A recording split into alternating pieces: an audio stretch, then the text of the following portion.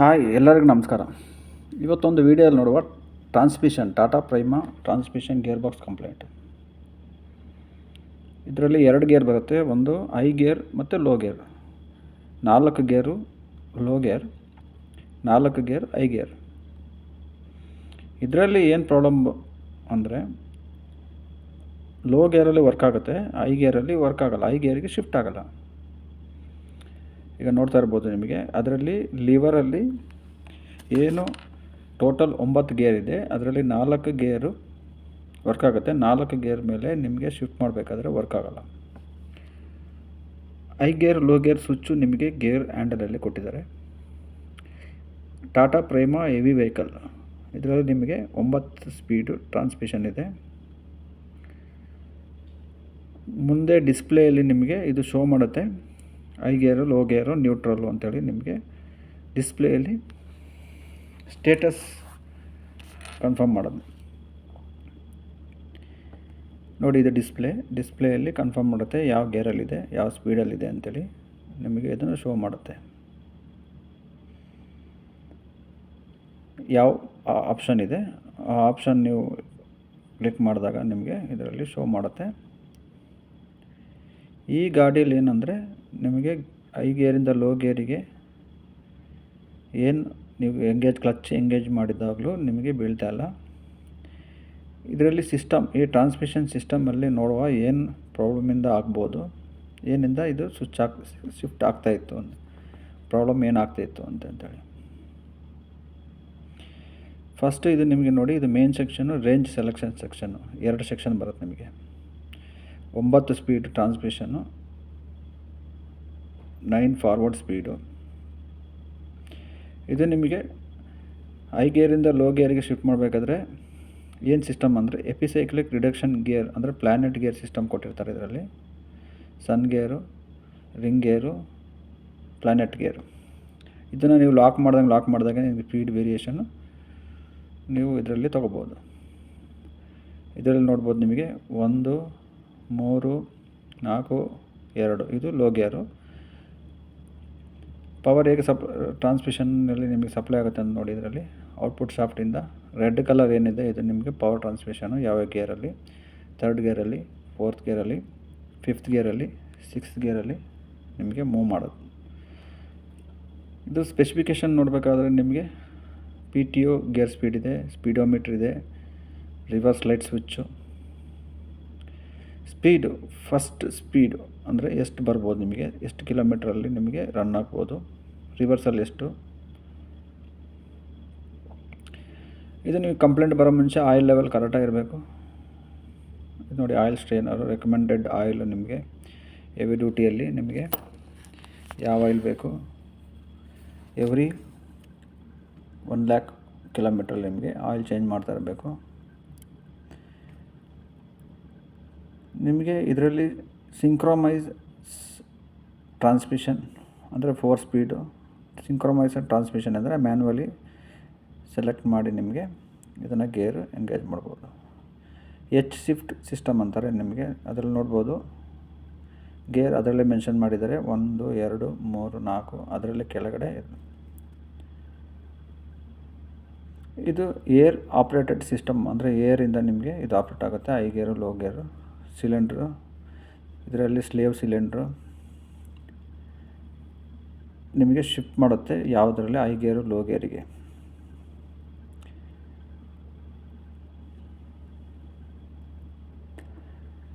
ನೋಡಿ, single H system, ಇದರಲ್ಲಿ 2 ಬರುತ್ತೆ, double H system, single H system ಅಂತೇಳಿ.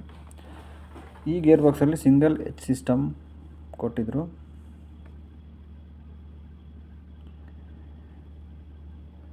ಇದರಲ್ಲಿ ಏರ್ ಸಿಸ್ಟಮಲ್ಲಿ ನಿಮಗೆ ಏರ್ ರಿಸರ್ವೈರು ನಿಮಗೆ ಯಾವಾಗಲೂ ಡ್ರೈನ್ ಮಾಡ್ತಾ ಇರಬೇಕು. ಅದರದ್ದು 80,000 ಕಿಲೋಮೀಟ್ರಲ್ಲಿ ಏರ್ ಡ್ರೈನ್ ಮಾಡಲಿಕ್ಕೆ ನಿಮಗೆ ಸ್ಪೆಸಿಫಿಕೇಷನ್, ಮ್ಯಾನುಫ್ಯಾಕ್ಚರ್ ಸ್ಪೆಸಿಫಿಕೇಷನ್ನು ನಿಮಗೆ ಕೊಟ್ಟಿದ್ದಾರೆ. ಸಿಂಗಲ್ ಎಚ್ ಗೇರ್ ಸಿಸ್ಟಮ್ದು ಏರ್ ಕನೆಕ್ಷನ್ನು ನೋಡಿ, ಇದರಲ್ಲಿ ಯಾವ ಥರ ಏರ್ ಕನೆಕ್ಷನ್ ಇದೆ ಅಂತೇಳಿ. ಮತ್ತು ನಿಮಗೆ ಶಿಫ್ಟರ್ದು ನೋಡಿ, ಇದರಲ್ಲಿ ನಿಮಗೆ ಪಾರ್ಟ್ಸ್ ಇದೆ, ಪ್ಲಂಜರು, ಸ್ಪ್ರಿಂಗು, ಕ್ಯಾಪು, ಶಿಫ್ಟ್ ಲಿವರು, ಇದು ಎಕ್ಸ್ಪ್ಲೋಡೆಡ್ ವ್ಯೂ, ನಿಮಗೆ ಏನೆಲ್ಲ ಪಾರ್ಟ್ಸ್ ಬರುತ್ತೆ ಅಂತೇಳಿ ಒಳಗಡೆ ಸಾಕೆಟು, ಹೌಸಿಂಗು, ಇಷ್ಟು ನಿಮಗೆ ಇದರಲ್ಲಿ ಕಾಂಪೊನೆಂಟ್ಸ್ ಬರುತ್ತೆ. ಡಿಸ್ಮ್ಯಾಂಟ್ಲು ಮತ್ತು ಅಸೆಂಬಲಲ್ಲಿ ಪ್ರೊಸೀಜರ್ ಕೊಟ್ಟಿದ್ದಾರೆ, ಯಾವ ಥರ ನಾವು ಇದನ್ನು ರಿಮೂವ್ ಮಾಡ್ಬೋದು, ಯಾವುದೇ ಅದಕ್ಕೆ ಪಾರ್ಟ್ಸ್ ನಿಮಗೆ ಫೇಲ್ ಆಗಿದೆ ನೋಡಿ ನೀವು ಇದನ್ನು ರಿಪ್ಲೇಸ್ ಮಾಡ್ಬೋದು. ಹಾಗೆ ಇದರಲ್ಲಿ ನಿಮಗೆ ಏರ್ ಲೀಕ್ ಆಯ್ತಂದರೆ ನಿಮಗೆ ಗೇರ್ ಕರೆಕ್ಟಾಗಿ ಎಂಗೇಜ್ ಆಗಲ್ಲ. ಸ್ಲೇವ್ ಸಿಲಿಂಡ್ರು, ಇದೊಂದು ಸೆಲೆಕ್ಟರ್ ಶಾಫ್ಟ್ ಥರ ಇದೆ. ಶಿಫ್ಟ್ ಸಿಲಿಂಡರ್ ಇದು ನಿಮಗೆ ಎಕ್ಸಾಸ್ಟ್ ಏರ್ ಕಂಟ್ರೋಲ್ ಮಾಡುತ್ತೆ. ರೇಂಜ್ ಚೇಂಜ್ ಶಿಫ್ಟ್ ಸಿಲಿಂಡ್ರ್ ಅಂದರೆ ನಿಮಗೆ ಇದು ರೇಂಜ್ ಚೇಂಜ್ ಮಾಡೋದು, ಅಂದರೆ ಐಯಿಂದ ಲೋಗೆ ಶಿಫ್ಟ್ ಚೇಂಜ್ ಮಾಡೋದಂಥದ್ದು ಪಾರ್ಟ್ಸ್ ಏನೇನಿದೆ ನೋಡಿ. ಅದರಲ್ಲಿ ಓರಿಂಗ್ಸ್, ಲೋ ರೇಂಜ್ ಐ ರೇಂಜ್, ಅಂದರೆ 7ರಲ್ಲಿ ಲೋ ರೇಂಜು, 8ರಲ್ಲಿ ಐ ರೇಂಜು. ನಿಮಗೆ ಏರ್ ಹೋದಾಗ ನಿಮಗೆ ರೇಂಜ್ ಇದು ಸೆಲೆಕ್ಟ್ ಮಾಡುತ್ತೆ. ನಿಮಗೆ ಇದ್ರದ್ದು ಆಪ್ರೇಷನ್ ಹೇಗೆ ಅಂತ ಹೇಳಿದ್ರೆ, ಯಾವಾಗ ನೀವು ಸೆಲೆಕ್ಟ್ ಮಾಡ್ತೀರಾ ರೇಂಜ್ ಸೆಲೆಕ್ಟ್ರಿಗೆ ನಿಮಗೆ ಯಾವುದು ಏರ್ ಸರ್ಕ್ಯೂಟ್ ಡಯಾಗ್ರಾಮ್ ಇದೆ. ನಿಮಗೆ low gear 4th gear engage ಆಗಿದ್ದು ನಿಮಗೊಂದು ಎಕ್ಸಾಂಪಲ್, ನ್ಯೂಟ್ರಲ್ ಎಂಗೇಜ್ ಆದಾಗ ಯಾವ ಥರ ಇರುತ್ತೆ.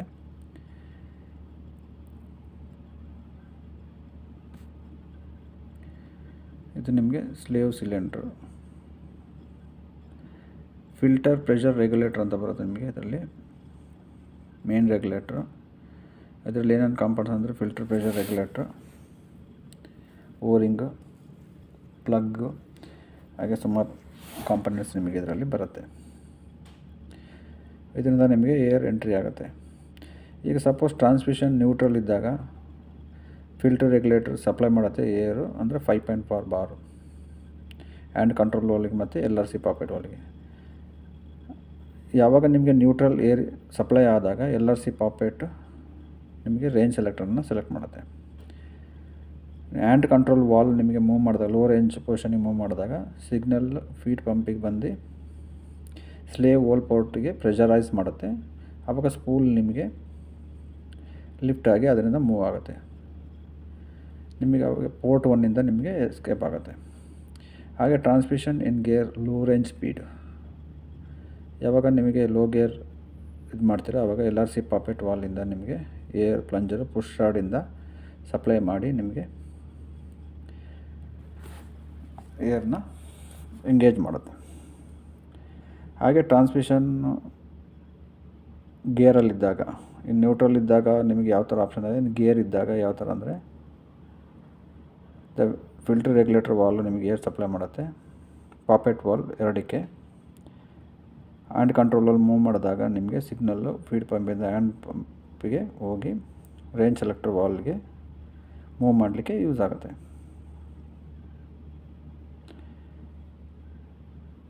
ಇದು ನಿಮಗೆ ಟ್ರಾನ್ಸ್ಮಿಷನ್ ಇನ್ ಗೇರ್ ಹೈ ರೇಂಜ್ ಸ್ಪೀಡಲ್ಲಿ ಯಾವ ಥರ ನಿಮಗೆ ಸಿಂಪಲ್ಲಾಗಿ ಇದೊಂದು ಎಕ್ಸಾಂಪಲು, ಯಾವ್ಯಾವ ಥರ ಏರ್ ಯಾವ್ಯಾವ ಸಿಲಿಂಡ್ರಕ್ಕೆ ಮೂವ್ ಮಾಡುತ್ತೆ ಅಂತೇಳಿ ನಿಮಗೆ ಇದೊಂದು ನಿಮಗೆ example.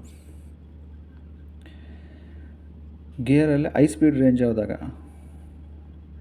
ನಿಮಗೇನಾಗಂದರೆ LRC push rod push ಮಾಡಿದಾಗ ನಿಮಗೆ ಆ ಪ್ಲಂಜರು ಏರ್ ಸಪ್ಲೈಯಿಂದ ಪೋರ್ಟ್ 2ಇಂದ ಪೋರ್ಟ್ 1ಇಂದ ಸಿಲಿಂಡ್ರಿಗೆ ಕಟ್ ಆಫ್ ಮಾಡುತ್ತೆ.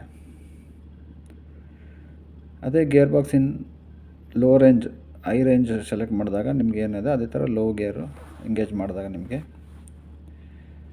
ಯಾವ್ಯಾವ ಇರುತ್ತೆ ಏರ್ ಪಾಸ್ ಆಗುತ್ತೆ ಅಂತೇಳಿ ಇದು ತೋರಿಸ್ತದೆ. ರೇಂಜ್ ಇನ್ಹಿಬಿಟೇಷನ್, ಇದು ನಿಮಗೆ ಎಲೆಕ್ಟ್ರಿಕಲ್ ಸೊಲೆನಾಯ್ಡ್ ವಾಲ್ವ್ ಕೊಟ್ಟಿದ್ದಾರೆ.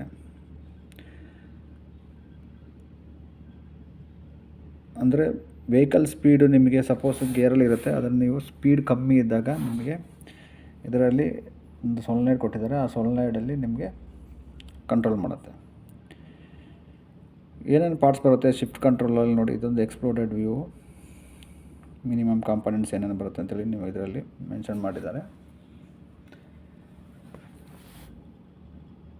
ಎಕ್ಸ್ಪ್ಲೋಡೆಡ್ ವ್ಯೂ, ಡಿಸ್ಮ್ಯಾಂಟ್ಲ್ ವ್ಯೂ, ಇದು ನಿಮಗೊಂದು ಎಕ್ಸಾಂಪಲು. ಯಾವ್ಯಾವ ರೀತಿ ಪಾರ್ಟ್ಸ್ ಬರುತ್ತೆ ಒಳಗಡೆ, ಯಾವ ಪಾರ್ಟ್ಸ್ ಇದೆ ಅಂತೇಳಿ. ಇದನ್ನು ನಿಮಗೆ ಡೀಟೇಲಾಗಿ ಎಕ್ಸ್ಪ್ಲೇನ್ ಮಾಡ್ಬೇಕಂತ ಹೇಳಿದ್ರೆ ಇದರದ್ದು ಆಪ್ರೇಷನ್ ಮ್ಯಾನ್ಯಲ್, ವರ್ಕಿಂಗ್ ಮ್ಯಾನ್ಯಲಲ್ಲಿ ನಿಮಗೆಲ್ಲ ಇದರಲ್ಲಿ ಯಾವ ರೀತಿ ಫಂಕ್ಷನ್ ಇದೆ, ಯಾವ ರೀತಿ ಡಿಸ್ಮ್ಯಾಂಟಲ್ ಮಾಡಬೇಕು, ಅಸೆಂಬಲ್ ಮಾಡಬೇಕು ಎಲ್ಲ ನಿಮಗೆ ಇದೆ. ಚಾನಲ್ ಸಬ್ಸ್ಕ್ರೈಬ್ ಮಾಡಿ, ಲೈಕ್ ಮಾಡಿ, ಬೆಲ್ ಬಟನ್ ಪುಷ್ ಮಾಡಿ ರೀಸೆಂಟ್ ಅಪ್ಡೇಟಿಗೆ. Thank you.